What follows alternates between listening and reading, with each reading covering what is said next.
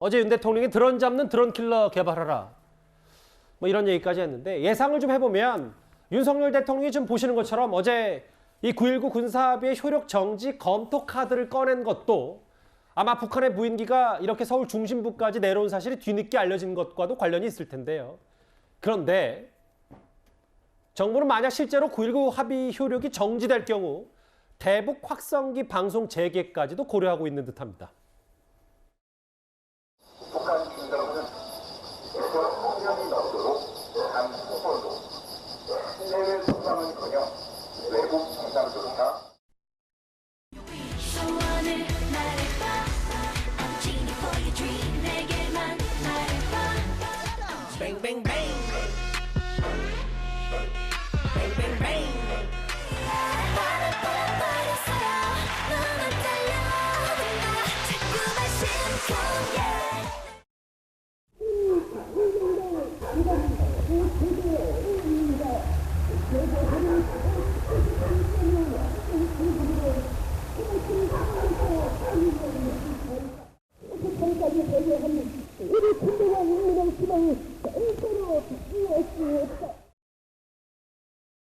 육, 7년 전 화면 오랜만에 봤어요. 그 이도현님. 네. 9.19 군사합의가 사실 좀 뒤로 물러서 적대적 군사이지 해상이든 육지든 하지 말자라는 게 기본적인 취지였는데 근데 만약에 합의가 정말 뭐 깨지고 폐기 수순이 되고 그럼 우리 군 당국도 대북 확성기를 법률적으로도 좀 검토할 수 있지 않냐 뭐 이런 얘기가 오늘 나왔습니다. 만약에 9.19 합의의 그 효력이 정지가 되면은 그 지금 이른바 대북 그 전단 방지법 등에 의해서 이제 지금 전단을 날리고 확성기를 들고 하는 것들이 금지가 돼 있는데 이걸 재개할 수 있는지 그 통일부가 유권 해석을 할 수 있는 그 여지가 생깁니다.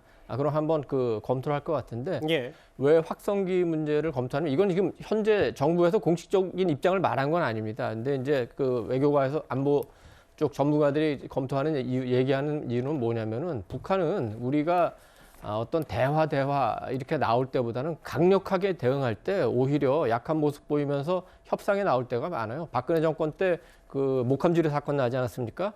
그때 그 박근혜 대통령이 전군 지휘관 그 회의 소집하고 강력하게 대응하면서 확성기도 재설치하고 하니까 오히려 북한에서 그럼 얘기 좀 해보자 하면서 사실상 그때 사과를 했었죠.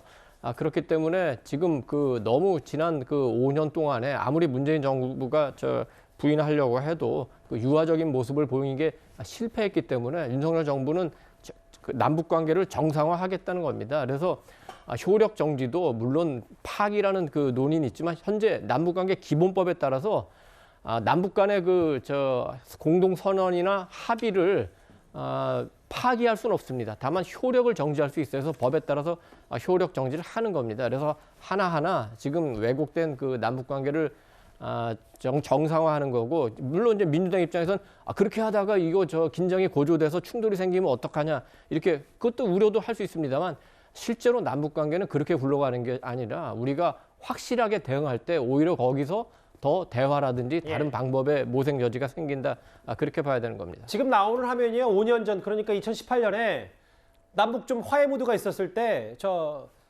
분계선에 있는 휴전선 근처에 있는 이 대북 확성기 한 40대 정도를 철거하는 화면이고요.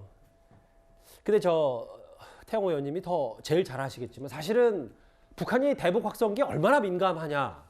실제로 지금 2015년에 북한의 목함지뢰 도발 때 우리가 바로 대북 확성기 트니까 바로 또 맞도발도 하고 이 대북 확성기에 상당히 북한이 민감한 반응을 지금까지 보였단 말이죠.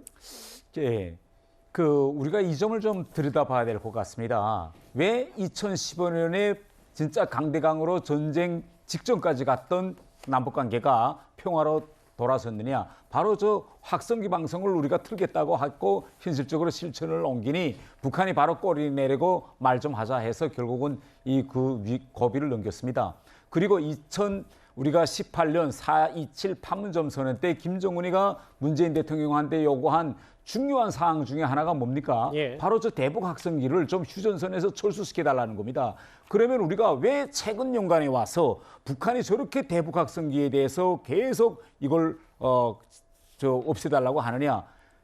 휴전선 일대에 나와 있는 70만의 북한 군인들이 지금 변했습니다. 예. 10년 전, 20년 전의 군인들과 지금 10대, 20대 북한 군인들이 뭐이 달라졌느냐? 바로 군대에 입대하기 전에 고향에서 저녁이면 틈틈이 몰래 한국 영화나 드라마를 보던 예. 이 10대 젊은이들이 지금 휴전선 앞에 나왔어요. 예. 그러면 이전 시대 때는요, 먼 데서 쏘는 우리 저 학성기 방송에서 나가는 노래라든가 특히 말투도 다르기 때문에 좀 잘 들리지 않을 때는 뭔지 모르는데 예. 지금에 나와 있는 북한 휴전선일 때는 70만의 젊은 애들은 노래만 틀어주면 거의 다 이건 내가 어느 드라마에서 나오던 노래.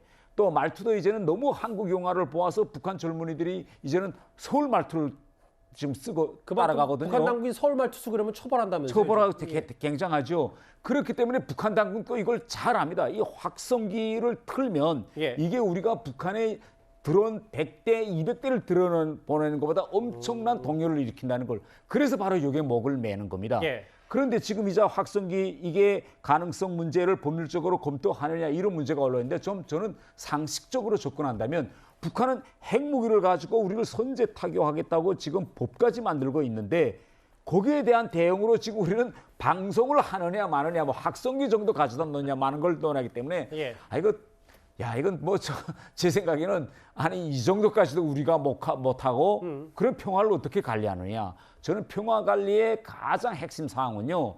김정은의 저 무모함을 견제하고 멈춰서야 됩니다. 예. 여기서 가장 우리가 인명 피해도 없이 확실하게 할 수 있는 것, 또 이미 해보니까 되는 것, 이게 확성기입니다. 그래서 저는 왜 이 문제를 가지고 계속 우리가 주저하는지 저는 좀 우리가 목표를 평화 관리에 두고 이건 해야 된다. 저는 이렇게 생각합니다. 마지막 질문 드리고 이번 주제 마무리할게요. 여기 화면에 보면 어쨌든 어제 윤 대통령이 9.19 군사합의 효력 정지까지 검토한 건 최근에 두세 달 동안 만에 10건이 넘는 이 북한이 15건의 군사합의를 위반했기 때문에. 근데 말씀하셨던 것처럼 생각보다 북한이 대북 확성기에 민감해한다. 그럼 만약에 저희 뉴스탑10도 그렇고 지금 정부 차원에서 그걸 카드를 만지작거린다는 것도 북한이 또 다른 무인기 도발이든 이런 도발을 막을 수 있는 조건이 된다. 쟤네 또 우리가 뭐 좀 넘어오면 대북 확성기 틀 것 같은데라는 것도 선제적으로 예방 조치가 된다 이런 말씀이신 거예요? 당연합니다. 우리가 지금 이 사안을 좀 한반도 상황을 떠나서 예. 우리가 상식적으로 국제적으로 이런 상황을 어떻게 대처하는가 보면 우리가 전쟁 억지, 평화 유지에서 가장 기본적인 방법은 뭐냐? 예측 가능성입니다. 예. 만약 김일성이 6.25 전쟁 때 미군이 온다는 걸 예측했다면 한국 전쟁이 일어나지 않았을 겁니다. 예. 그러면 우리가 가지고 있는 유용 가능한 수단들을 우리가 비례 대응적 차원에서 보여줘야 예. 북한도 이 정도 했을 때 우리 한국이 어떻게 나올 거나 이렇게 서로 예측 가능성을 높이는 것이 우리가 평화로 가는 평화 관리의 가장 핵심 사항이기 때문에 예. 우리가 가지고 있는 이 가능한 이런 수단들을 이제부터는 북한에 하나씩 우리가 예. 보여주면서 이걸 하면 우리 이거 할 거야 해서 예측 가능성 이 지위를 빨리 올리는 것이 저는 시급한 문제라고 생각합니다. 오늘 국정원에서 나온 속보와 무인기 대응이 좀 많이 했던 거 아니냐, 허술했던 거 아니냐는 비판을 받고 있는 그 비행 금지 구역의 북한의 무인기 침범 얘기까지 속보로 하나하나 외교안보 소식 길게 만나봤습니다.